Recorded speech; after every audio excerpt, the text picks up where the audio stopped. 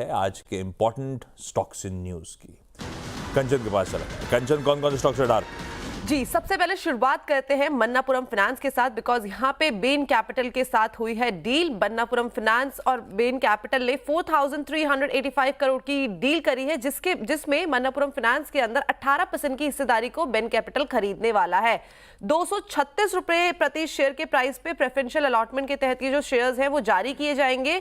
साथ ही साथ allotment warrants और इक्विटी शेयर्स के जरिए करीब करीब 9.29 करोड़ शेयर्स को जारी किया जाएगा। इसके बाद बेन कैपिटल को कंट्रोलिंग स्टेक मिलेगा और इसे प्रमोटर के तौर पे भी क्लासिफाई किया जाएगा। अब देखिए, इस डील से जो ट्रिगर होगा वो होगा मैंडेटरी ओपन ऑफर, जहां पे हो सकता है कि 26% एडिशनल स्टेक्स भी जो बेन कैपिटल है वो यहां पे खरीदता हुआ दिखाई दे। अगर ऐसा हो जाता है तो इनकी जो हिस्सेदारी है वो 40% तक बढ़ती हुई यहां पे हमें दिखाई देगी और डील के बाद कंपनी जो है वो प्रमोटर बन जाएगी।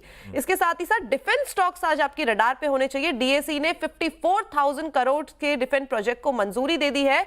बेसिकली T-90 टैंक्स के लिए 1350 HP इंजन, वरुणा अस्त्र टॉर्पीडोज, AEWS सिस्टम खरीदने को मंजूरी मिली है और साथ ही साथ कैपिटल एक्विजिशन प्रोसेस को फास्ट ट्रैक करने के लिए भी गाइडलाइंस को अप्रूवल मिल गया है। इसके अलावा आज आपको जो रडार पे रखना है वो है सारे के सारे आईटी स्टॉक्स, बिकॉज एजेंशियर जो है उसने अपने नतीजों को घोषित कर दिया है। Q2 में अगर कंपनी का रेवेन्यू देखा जाए तो उसमें 5% की बढ़ोतरी देखने को मिली है, लेकिन जो न्यू बुकिंग्स है वो घटती हुई नजर आई है।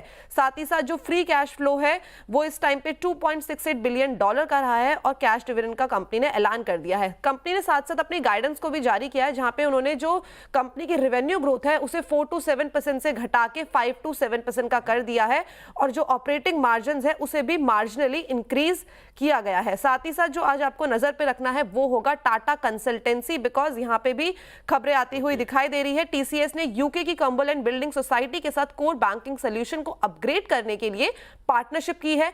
SIS, बिकॉज बोर्ड 25 मार्च को बायबैक पर विचार करेगा। ओके, रखिए स्टॉक्स अपने रडार पे।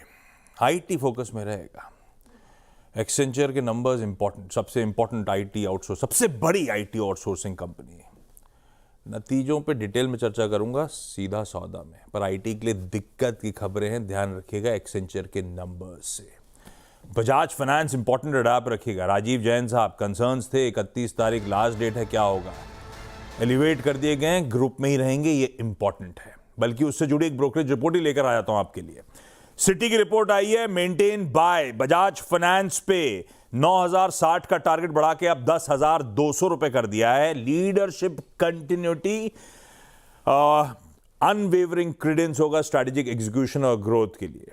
ये डेवलपमेंट जो हुआ है कल रात में, जो बोर्ड में अनाउंस हुआ है एलिवेशंस, वो सारे कंसर्न्स मैनेजमेंट ट्रांजिशन रिस्क के खत्म करते हैं, इसीलिए सिटी बुलिश है और सही बात है। रेड आप रखिए स्टॉक को। क्विकली यहाँ पे एक छोटा सा ब्रेक ले लेता हूँ। ब्रेक के उस पर जब लौट के आऊंगा तो आज की इवेंट्स कैलेंडर और कमोडिटी स्ट्रैटेजी।